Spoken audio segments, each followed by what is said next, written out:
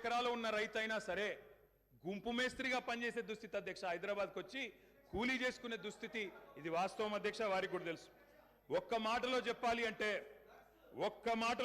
అంటే తప్పకుండా చెప్తాం అన్ని చెప్తాం గౌరవ అధ్యక్ష కేటీఆర్ గారు చెప్తా గౌరవ కేటీఆర్ గారు ఒక్క నిమిషం డిప్యూటీ సీఎం గారు మాట్లాడతారు అధ్యక్ష ప్రభుత్వం మారింది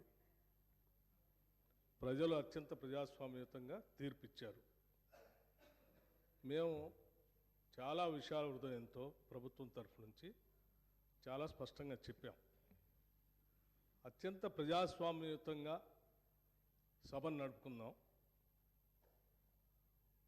ఉన్నటువంటి విషయాలపైన లోతుగా చర్చిద్దాం నిర్మాణాత్మకమైనటువంటి సూచనలు మీరు ఏమిచ్చినా మేము తీసుకోవడానికి సిద్ధంగా ఉన్నామని చెప్తా ఉన్నాం మొట్టమొదటి సమావేశం మొట్టమొదటి రోజు వారు గవర్నర్ ప్రసంగం మీద ధన్యవాదాలు చెప్పే తీర్మానంలో కొంత పెద్ద మనసుతో ఈ ప్రభుత్వం చెప్పినటువంటి మాటలను స్వాగతిస్తున్నామనో లేకపోతే అదే రీతిలో మనం ముందుకు పోదామనో అలా చెప్పుకుంటూ సభ నడిపించడం కోసం ప్రయత్నం చేయాలి కానీ మొదలు పెట్టమే వారు అసలు ఒక దాడి మొదలుపెట్టినట్టు మొదలు పెడితే ప్రభుత్వానికి తప్పనిసరి పరిస్థితిలో మీకు మేము అనుకున్నటువంటి ప్రజాస్వామ్యయుత సభ నడిపేదానికంటే మీకు సమాధానం చెప్పే కార్యక్రమంలో ఆ స్ఫూర్తి కూడా దెబ్బతినేటట్టుగా వారు మాట్లాడుతున్నారు అది కరెక్ట్ కాదు దయచేసి మీరు ఏం చేశారనుకుంటున్నారో చెప్పండి మేము ఏం చేయాలనుకుంటున్నారో చెప్పండి దాని ద్వారా రాష్ట్రానికి ఏమైనా చేద్దామనేటువంటి ఆలోచన ఉండాలి తప్ప మీరున్న టైంలో గన్ సెంటర్లు ఉన్నాయి మీరున్న టైంలో అసలు నీళ్ళు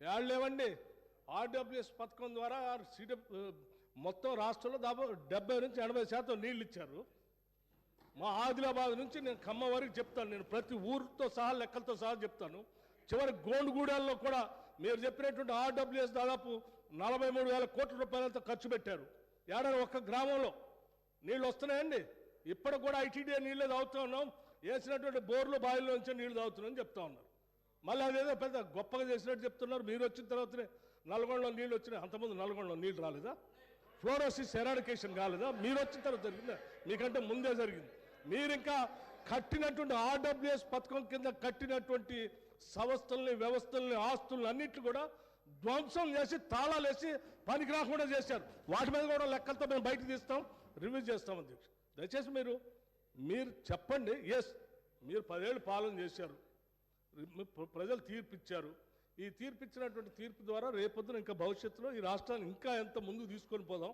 మీరు ఏదైనా ఉంటే సూచనలు చేయండి మీరు వినటానికి సిద్ధంగా ఉన్నాం అమలు చేయడానికి కూడా సిద్ధంగా ఉన్నాం థ్యాంక్ యూ గౌరవ కేటీఆర్ గారు అధ్యక్ష సబ్జెక్టే మాట్లాడుతున్నా సార్ నేను గవర్నర్ ప్రసంగంలో ఏం చెప్పినో దానికే సమాధానం చెప్తున్నా 10 ఏళ్ళు విధ్వంసం జరిగింది అన్నారు మరి 10 ఏళ్ల విధ్వంసం గురించి మాట్లాడితే 55 ఏళ్ల విధ్వంసం గురించి మాట్లాడాలన్నా వద్దా 55 ఏళ్లు కాంగ్రెస్ పరిపాలనలో చేసిన జీవన విధ్వంసం చెప్పాలి ఇప్పుడు గౌరవ సభ్యులు రామ్మోహన్ రెడ్డి గారు మాట్లాడుతూ రాజశేఖర రెడ్డి గారి పేరు తీసుకున్నారు గత ముఖ్యమంత్రుల పేర్లు తీసుకున్నారు పొన్నం ప్రభాకర్ గారేమో ఆంధ్రప్రదేశ్ చరిత్ర మాట్లాడొద్దంటారు మరి రామ్మోహన్ రెడ్డి గారేమో గతంలో ఉన్న ఆంధ్ర ముఖ్యమంత్రుల పేర్లు తీసుకున్నారు పేర్లు తీసుకున్నప్పుడు చెప్పకపోతే ఎట్లా అధ్యక్ష వాస్తవాలు చెప్పాలి చరిత్ర చెప్పాలి అర్థం చూపెట్టాలి కదా సార్ 55 ఏళ్లు పరిపాలించే అవకాశం ఇచ్చినప్పుడు సాగునీరు ఇవ్వలేని అసమర్థులు తాగునీరు ఇవ్వలేని అసమర్థులు కరెంట్ ఇవ్వలేని అసమర్థులు వాళ్ళ అసమర్థత గురించి చెప్తే ఉలికిపడ్డం ఎందుకు అధ్యక్ష ఇంకొక మాట కూడా నేను విజ్ఞప్తి చేస్తా ఉన్నాను ఇది మొదటి రోజు అధ్యక్ష మొదటి రోజే ఇంత ఉలికిపడితే ఎట్లా అధ్యక్ష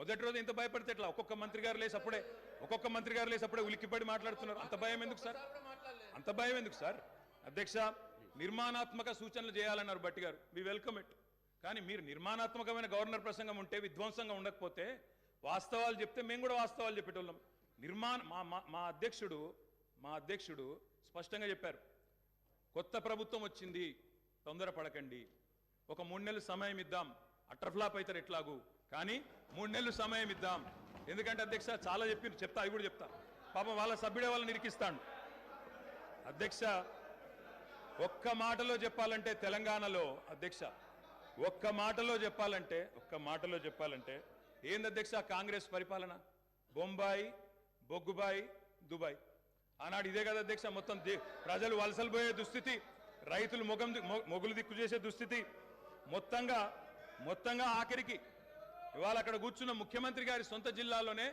గంజి కేంద్రాల అధ్యక్ష. ఇందిరమ్మ రాజ్యం అంటే గంజి కేంద్రాలు, ఆకలి సావులు, ఎన్కౌంటర్లు తప్ప ఏముండే అధ్యక్ష? ఇది గొప్పగా చెప్తున్నారు అధ్యక్ష.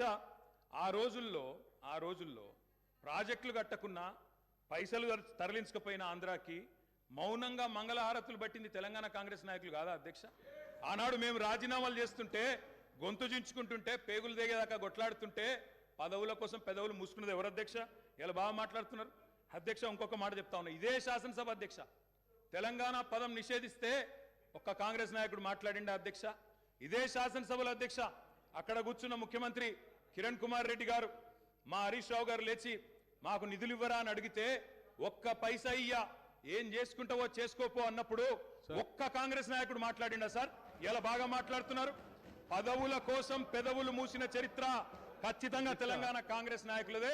అందులో రెండో అభిప్రాయం కూడా అవసరం లేదు అధ్యక్ష. అధ్యక్ష, ఐఎమ్ నాట్ ఈల్డింగ్ సార్. ఎందుకంటే మీరు నాకు రెస్క్యూకి రావాలా. మేము ప్రధాన ప్రతిపక్షం 39 మంది ఉన్నాం ఇక్కడ. మాటికి ఒక్కసారి ఇంటర్ఫియర్ చేస్తే మాకు కూడా సమయం ఇవ్వాలా మీరు? మాకు కూడా 4 సభ్యులకు మాట్లాడే అవకాశం ఇవ్వండి.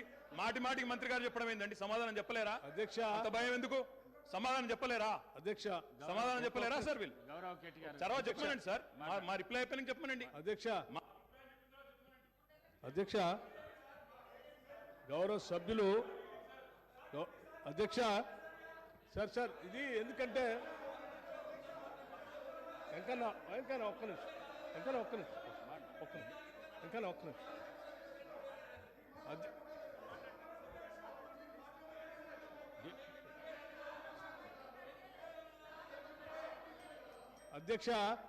అధ్యక్ష. స్పీకర్ సార్, గౌరవ్ కేటీఆర్ గారు,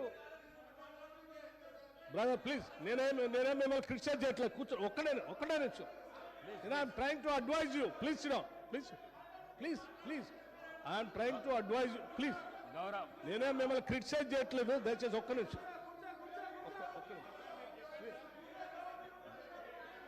గౌరవ్ ప్రశాంత్ రెడ్డి గారు అధ్యక్ష. కూర్చో అధ్యక్ష. ఒకటే నిమిషం అధ్యక్ష. గౌరవ శాసనసభ్యులు సీనియర్ శాసనసభ్యులే, వారు బాగా తెలుసు సభా వ్యవహారాలు కూడా. మనం గతంలో కూడా ఈ విషయాన్ని చర్చించాము అధ్యక్ష. గత 55 ఏళ్ళలో మీరు ఏం చేశారు అని పదే మాట్లాడుతూ ఉన్నారు. ఇంతలో కూడా మాట్లాడారు. ఏం చెప్తా ఉన్నానంటే, ఆ 55 ఏళ్ళు ఉమ్మడి రాష్ట్రంలో పాలన దానికంటే బాగా చేసుకోవచ్చనే, అది వద్దనుకొని మనం ప్రత్యేక రాష్ట్రం తెచ్చుకున్నాం. మనం రిలేటివిటీ ఎప్పటి నుంచి తీసుకుంటామంటే 2014 నుంచే తీసుకుంటాం. కూర్చోండి. ఒక నిమిషం చెప్పలేండి. ఒక్క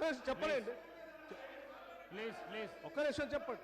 ప్రత్యేక రాష్ట్రం ఏర్పడిన తర్వాత అది బాగలేదనే ఈ రాష్ట్ర ప్రజలందరూ కూడా సకల జనం సమ్మె చేస్తే, ఇక్కడ ఉన్నటువంటి మంత్రులు కూడా, కౌశిక్ రెడ్డి గారు కూర్చోండి, పెద్ద రాష్ట్రంలో మంత్రులు ఉంటే కూడా రాజీనామా చేసి, మంత్రులందరూ కూడా తీర్మానం చేసి, ఈ సభలో ఉన్నటువంటి కాంగ్రెస్ శాసనసభ్యులు కూడా అందరూ తీర్మానం చేసి ప్రత్యేక రాష్ట్రం కావాలని కేంద్ర నాయకత్వాన్ని ఒప్పించి శ్రీమతి సోనియా గాంధీ గారి దగ్గర కలిసి, సభలో సరిపోయేంత బలం లేకపోయినప్పటికీ సభలో ఉన్నటువంటి వాళ్ళందరినీ ఒప్పించి ప్రత్యేక తెలంగాణ రాష్ట్రం ఇచ్చినటువంటి కాంగ్రెస్ పార్టీ ఆ ఆలోచన ఉంది కాబట్టి ఇచ్చింది అధ్యక్ష. కాంగ్రెస్ పార్టీ ఇచ్చిన తర్వాత సంపదతో కూడినటువంటి రాష్ట్రాన్ని మీ చేతిలో పెడితే, మిగులు బడ్జెట్తో ఉన్నటువంటి రాష్ట్రాన్ని మీ చేతిలో పెడితే 10 ఏళ్లు బాగు చేయాల్సింది పోయి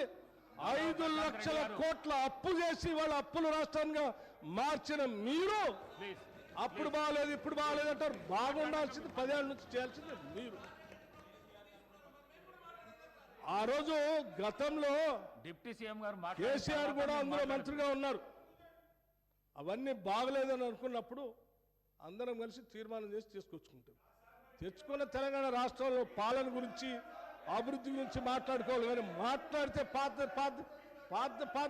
మాట్లాడుకుంటే వీళ్ళందరూ రాజీనామా ఎందుకు చేస్తా అన్నారు, పార్లమెంట్లో వాళ్ళందరూ కొట్లాడుతా అన్నారు, వాళ్ళందరూ పెప్పర్ స్ప్రే తింటారు, మిగతా వాళ్ళు ఎందుకు రాజీనామా చేస్తారు?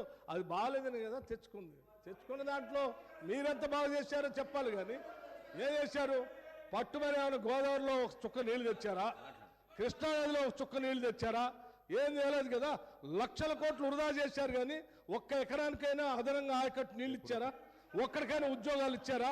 ఒక్కడికైనా ఒక ఇందిరా ఇల్లు ఇచ్చారా? ఒక్కడికైనా ఏదైనా చేశారా ఈ రాష్ట్రంలో? ఏమీ లేదు. అది చెప్పండి. మేము చెప్పింది అదే. ధనంతో కూడిన సంపదతో కూడిన తెలంగాణ రాష్ట్రం ఇస్తే 10 ఏళ్ళు విధ్వంసం చేశారు. ఇవాళ విధ్వంసం చేయడం కాదు, స్వేచ్ఛ లేకుండా చేశారు. ఇవాళనే వాళ్ళకి స్వేచ్ఛ వచ్చినట్టు తీర్పిచ్చారని చెప్పాం. దాని గురించి మాట్లాడిన 10 ఏళ్ళ నుంచి. గౌరవ కేటీఆర్. అధ్యక్ష, మా బట్టన్న కూడా ఇంత ఆవేశపడతాడు అనుకోలేదు అధ్యక్ష. ఎందుకంటే వారికి వాస్తవాలు తెలిసి కూడా ఇంత ఆవేశపడి అధ్యక్ష గావు కేకలతో పెడబొబ్బలతో నోటికి గొంతు పెంచి అరిస్తే, గొంతు పెంచి దాడి చేస్తే, మందబలంతో శాసిస్తాననుకుంటే వాస్తవాలు కాకుండా పోవు సార్. పాలమూరులో గంజి కేంద్రాలు వాస్తవం. తెలంగాణలో నెత్తురు బారిన నేలలు వాస్తవం. నెర్రెలు బారిన నేలలు వాస్తవం. కరెంటీ అని మాట వాస్తవం. 14 లక్షల వలసలు వాస్తవం. అధ్యక్ష, ఇవన్నీ కాంగ్రెస్ పాలనకు తార్కాణాలు అధ్యక్ష, నేను చెప్పడం లేదు అధ్యక్ష. ఎవరో కాదు అధ్యక్ష, గౌరవ ముఖ్యమంత్రి రేవంత్ రెడ్డి గారు మాట్లాడిన రికార్డు అసెంబ్లీలో. అధ్యక్ష, కాంగ్రెస్ పరిపాలన